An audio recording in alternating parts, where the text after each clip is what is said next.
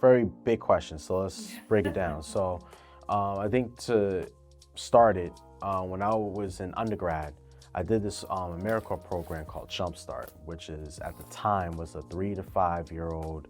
I served 3 to 5 year old children and teaching them reading, rhyming awareness, phonemic awareness, things of that sort. That was my introductory to like education. I was like 18, 19 years old at the time. I thought it was like the greatest job in the world. I literally had one student that I worked with. His name was Nelson. I worked with him every day. We would practice reading, we would do arts and crafts, we'd sing songs, all that good stuff. And I was like, wow, this is very empowering. I want to continue to do education.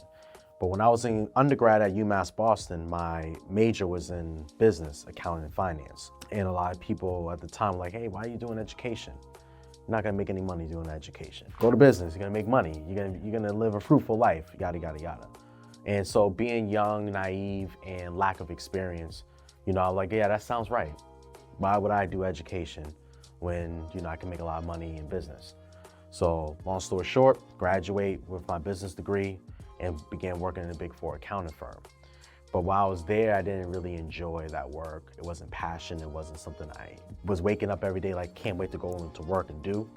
It was something I was good at, but not something that was fulfilling to my soul. While I was there in my second year, there was another nonprofit program called Junior Achievement, which teaches financial literacy to children.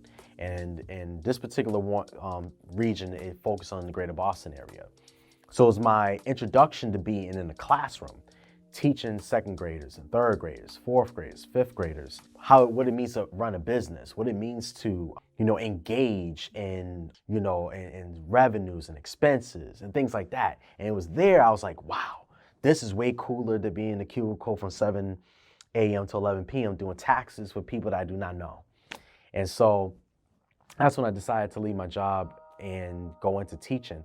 Now, I'll be honest, when I first was like going and pursuing education, I was not really thinking about like the impact necessarily of me being a Black man and teaching necessarily. I seen that more when I got into the classroom, specifically at my first school at Young Achievers K-8 Pilot School. And that was Boston, yep. So there was big because the principal and the 2 assistant principals were Black men. And then every grade level had Black people.